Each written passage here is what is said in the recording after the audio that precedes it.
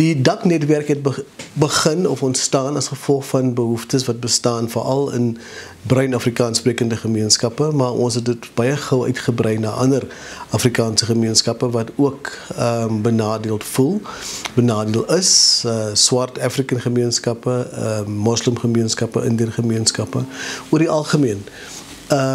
Om Afrikaans in sy volle wese weer te herstel, om net mense weer 'n klank te gee in hulle eie taal en hulle eie stem.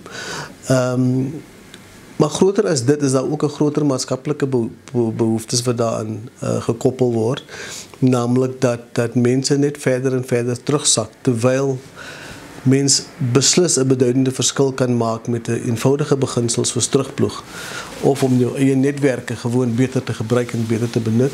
En die naam het nou ontstaan uit 3 Khoi-leiers wat in die tyd van Van Riebeeck baie prominent was, onder andere Doman, wat vryheidsvegter was in die tyd, ook in Java was en ook as 'n soort tolk teruggekom het. Oudtshoorn, wat algemeen bekend staan as die strandloper, wat mense voel hy moet in elk geval terug geplaas word in sy oorspronklike posisie wie hy eintlik was en nie die naam wie vir hom gegee is nie. En dan Krutoa, so is Doman, Oudtshoorn en Krutoa, en daardeur kom ons nou by dak uit, en dak is dan nou ook 'n onderdak, 'n tuiste, 'n geleentheid vir mense om by mekaar te kom en daarmee saam te netwerk. Dat ons ook nie vir ons afsluit in 'n soort tuisland nie, maar om te besef dat ons het 'n baie groter verantwoordelikheid en 'n baie groter reikwyte in die breë Suid-Afrikaanse samelewing. Die algemene gedagte is dat ons moet 'n vaste struktuur daar stel. Ons moet 'n regstruktuur daar stel. Ons moet 'n maatskappy, trust, stigting tipe formaat hê met 'n sterker finansiële onderbou ook. Wat vir mense tog 'n bietjie meer vertroue kan gee aan die een kant, maar aan die ander kant ook om te verseker dat daar meer 'n langtermyn rol kan wees, 'n meer volhoubare rol kan wees. En dit het die afgelope tyd baie opwindend gewerk.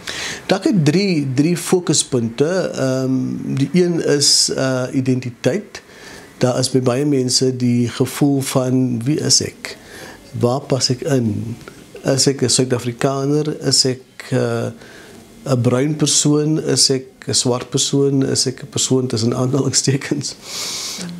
Waar pas ek in die nierassigheid van Suid-Afrika? Wat beteken nierassigheid? Ja, ons wil almal nie diskrimineer nie, ons wil almal nie rassisties wees nie. Ons kan onmoontlik mense se kultuur, mense se herkoms, mense se taal 'n streep deur wil trek in 'n amorfe soort massa van Suid-Afrikaner wees. Dit moet iets hê. En dis wat ons eintlik sien en ervaar as die identiteit, om te kan sê wie en wat ek is en trots te wees daarop. Die ander doelwit gaan oor die uiters relevante kwessie in gemeenskappe van sosio-maatskaplike uitdagings. Dwelmmisbruik,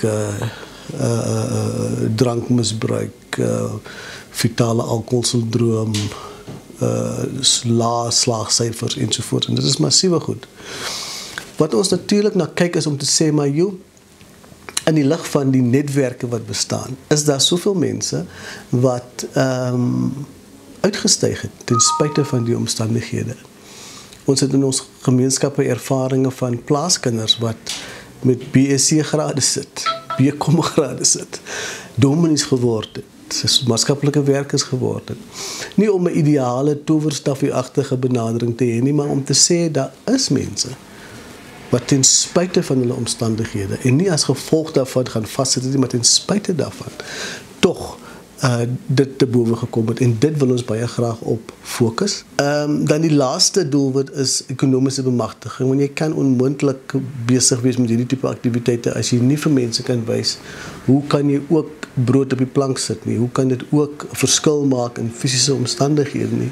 En daar weer eens met die beginsel van netwerking, daar het jy weer eens die geleentheid van mense wat begin het met besighede, wat platgeval het, wat opgestaan het, en hulle wil graag deel. Hulle wil graag vertel wat het gebeur met hulle en waar kan ander mense van hulle leer. En dan is daar mense wat net ook 'n ander perspektief moet kry oor hoe hulle geld moet spandeer. Daar is geleenthede om klein besighede te ondersteun in gemeenskappe in. Die elektrisiens, die loodgieters, die slagters, die bakkers in gemeenskappe wat ons kan ondersteun. Om ook dan op die manier ook 'n sterker ekonomiese langtermynvisie ook gestalte te gee, nie om 'n aparte ekonomie te vestig, want dit is nie moontlik nie. Ons is nou eenmal 'n geïntegreerde ekonomie, maar met hierdie 3 doelwitte is dit dan nou DAC se bedoeling om dan op langtermyn 'n verbetering in gemeenskappe te bring. Maar oor die algemeen wil ons sê in Afrikaans is daar maar 2 paaie. Die een is die uitsluitende eksklusiewe pad wat sê Afrikaans is my kultuur, Afrikaans is my identiteit, Afrikaans is my kultuurhistoriese wortels ter uitsluiting van ander mense. En die ander een is die inklusiewe pad. Dat Afrikaans is 'n taal. Dit is iets wat daar is om mee te kommunikeer. Dit behoort aan niemand nie. Vir ons herhaal altyd die ou sensusstatistieke. Wat praat van 2011 reeds van 50% breinmense wat Afrikaans as moedertaal het. 40% wit mense, 9% African mense en 1% Indiër mense en 602,000 African mense wat in die sensusvorm gesê het Afrikaans is my moedertaal. So hoe op aarde kan ons dan nou Afrikaans in 'n kleiner hoekie wil gaan vasverf? Dit gaan ek nie help nie. Maar dan daarmee saam, as ons kyk na die nie moedertaalsprekers, dan skrik jy.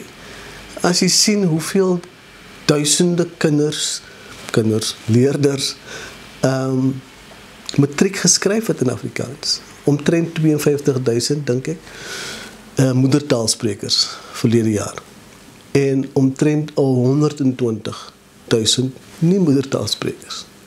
'n Matriek geskryf. Om ook te besef wat is die krag van Afrikaans. Aan die een kant dat jy kan weet ander mense verstaan jou taal, maar aan die ander kant die verpligting wat jy self het om ook ander Suid-Afrikaanse tale aan te leer. En dis vir my die uitdaging. Die Afrikaanse lewe borrel vir ons en ons kyk dit mis. En ek het maar 'n broertjie dood aan die Suid-Afrikaanse media wat net nie wil bykom nie. Hulle probeer hard, maar nie hard genoeg wat my betref nie.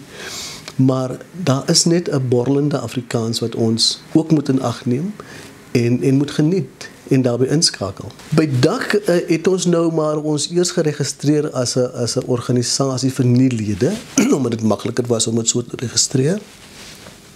Maar ons het nou besef daar's heelwat mense wat graag wil lede word of deel word, so ons het nou 'n ruimte geskep in die sin van vriende van DAC. So mense kan nou deur middel van die registrasieprosedures wat ons het, via ons direksielede by ons funksies, kan hulle self beskikbaar maak en dan so raak jy 'n vriend van DAC.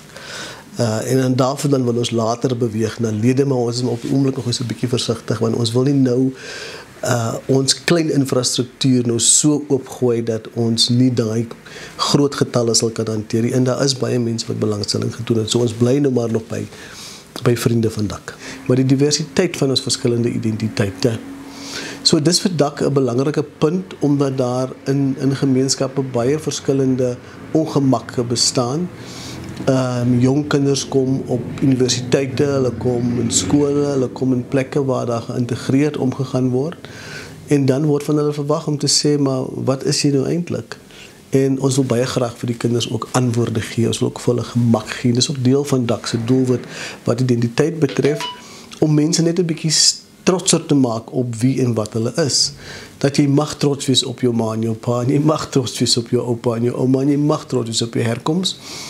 En dan mag jy selfs geld maak daaruit. Afrikaans.com, jou tuiste vir alles oor Afrikaans.